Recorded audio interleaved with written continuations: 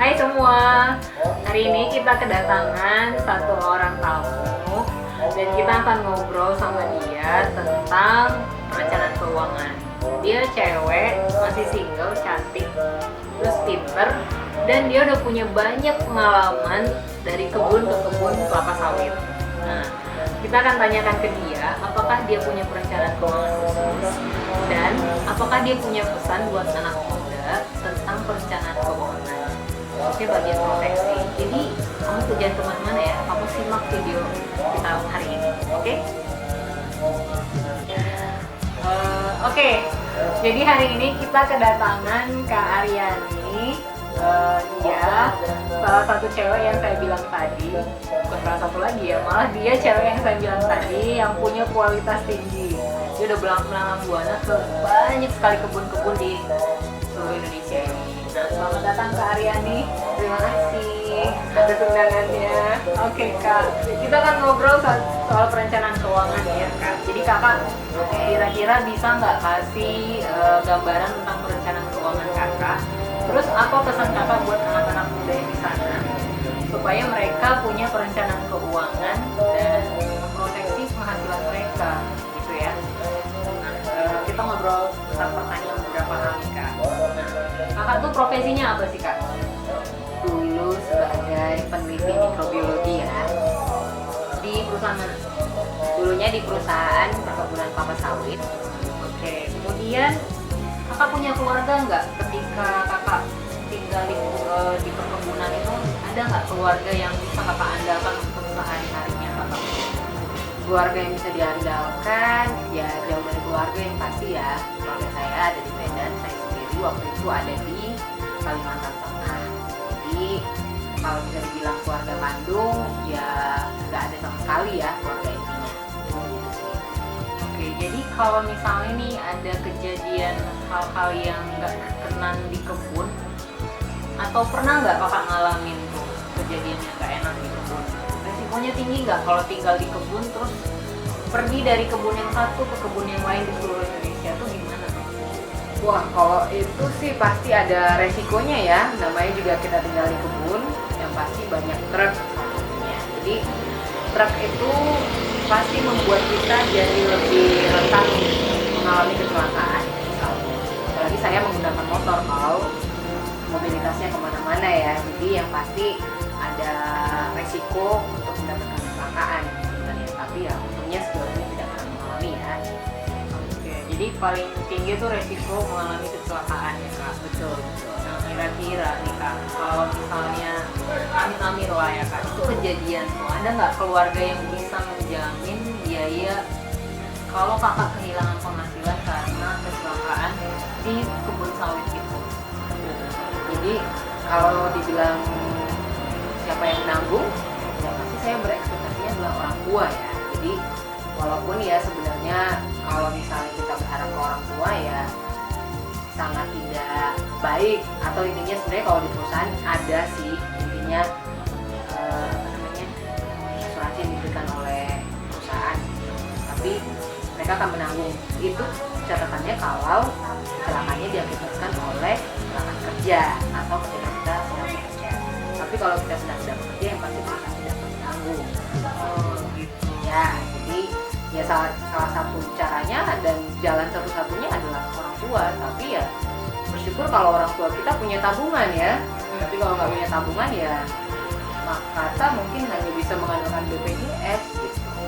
Itu pun kalau BPJS-nya cukup ya bayar. Tapi BPJS kan buat rumah sakit ya. Kalau misalnya Ya, nih ternyata setelah kecelakaan, oke lah dirawat inap di rumah sakit. Tapi kalau misalnya setelah itu nggak bisa kerja lagi, kira-kira ada nggak yang bisa menjamin penghasilan Kakak datang terus atau ada terus setelah kecelakaan kerja atau kecelakaan lain di luar pekerjaan yang berhubungan dengan profesi Kakak atau kehidupan Kakak sehari-hari? nggak ada yang pasti. Nggak ada yang menjamin? Ya, Nggak ada yang menjamin. Oke. Jadi kalau misalnya nih Kak, menurut Kakak, kalau ada satu orang atau satu pihak yang bisa ngebantu Kakak untuk menjamin supaya penghasilan Kakak itu tetap ada, menurut Kakak itu bagus nggak? bagus. Kira nih Kak, saya mau nanya, Kakak udah punya proteksi belum sebenarnya? Sudah dong. Jadi karena kalau misalnya kejadian kayak kecelakaan atau katakanlah seburuk-buruk sakit kritis ya kan, kayak misalnya nih teman-teman, kita kan banyak banget dengar nih ada Julia Perez almarhum ya, yang kemarin itu sempat kena dana miliaran rupiah untuk berobat karena kena kanker.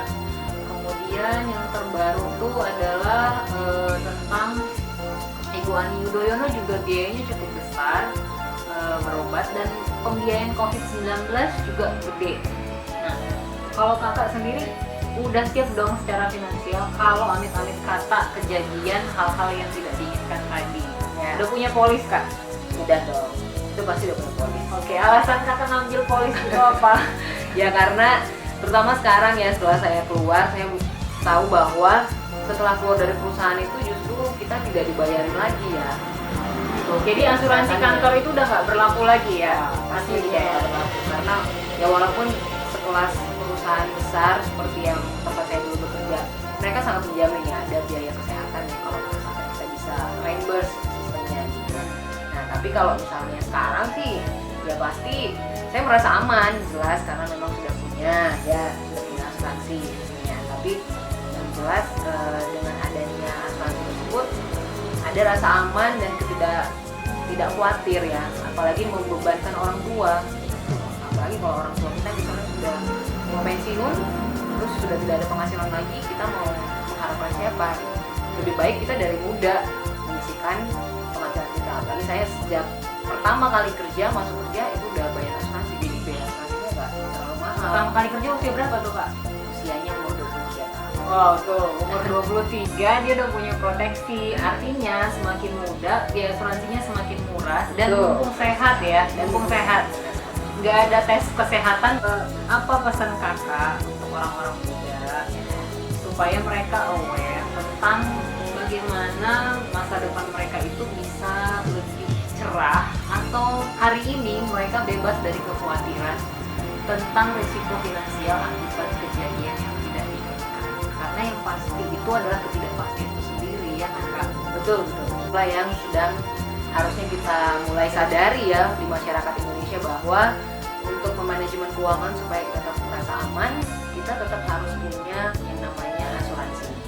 Ya, jadi asuransi itu membuat kita tidak takut dalam melangkah. Kalaupun nanti kita punya masalah keuangan atau kita punya, ya amit-amit, kita sih tidak mendoakan, tapi tidak ada yang tahu ya. Namanya manusia, kepastian itu cuma satu, bahwa semua manusia akan meninggal dunia. Nah, tapi apakah ketika kita suatu saat nanti memang dipanggil oleh Tuhan, kita sudah siap, terutama bagi yang sudah berkeluarga. Saya pun yang belum berkeluarga, tapi saya tidak mau membebani orang tua saya kalau misalnya nanti saya sakit.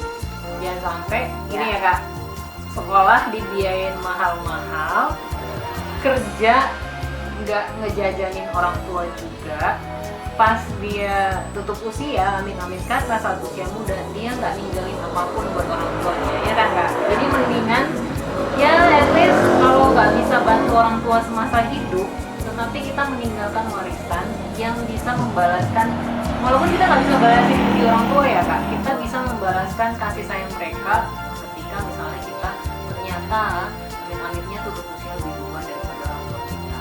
Ya, itu cara kita membalas juga ya, membalas kebaikan kedua orang tua kita mereka. Ya, tidak membebani orang tua ya pasti ya. Jadi anak-anak muda nih coba dihimbau kak, supaya apa? Misalnya kalau misalnya nih nabung 1 juta per bulan selama 20 tahun, itu kan kalau kita kalkulasi sekitar berapa ya kak? 1 juta per bulan selama 20 tahun. Iya nih, Itu dapatnya berarti 240 juta.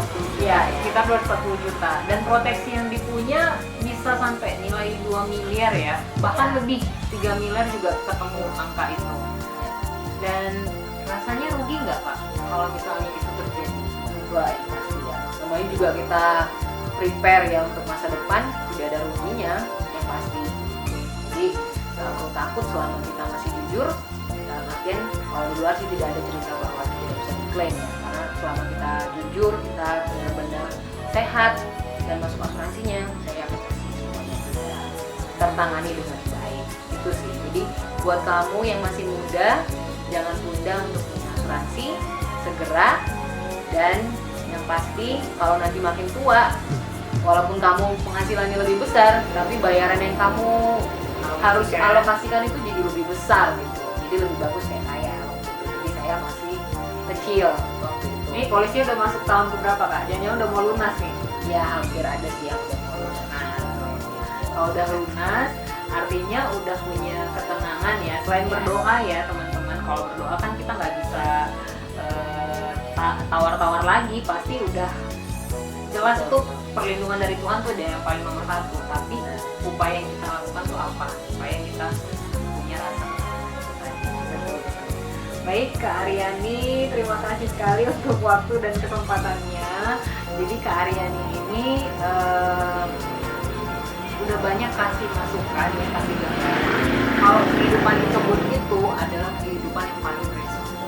Ya, dia pasti banyak mengalami tantangan untuk kecelakaan kerja. Tapi karena dia dari sejak kerja udah punya proteksi, ya sebetulnya tidak ada kekhawatiran yang berlebih ya Kak. Justru malah dia kerja aja yang benar sambil dia ngumpulin beberapa masukan-masukannya tabungannya, dan dia nggak kekurangan loh teman-teman. Sejak dia punya asuransi, benar nggak Kak? Benar dong, karena nggak ada kekurangan ya, karena kerja udah optimal, perlindungan udah ada. Setelah perlindungan ada, kamu bisa kerja dengan tenang dan berprestasi setinggi-tingginya. Kamu nggak perlu khawatir tentang masa depan karena kamu udah berdoa dan udah punya proteksi penghasilan kamu. Bener ya? Nah, oke, jadi sampai ketemu minggu depan pada episode berikutnya. Kita akan ngobrolin tentang hal-hal lain yang berkaitan dengan proteksi pendapatan, tapi dari orang lain yang udah punya proteksi. Oke? Jadi kamu bisa tahu apa aja manfaat atau pengalaman orang-orang lain berkaitan dengan proteksi. Sampai ketemu ya. Selamat malam. Selamat malam.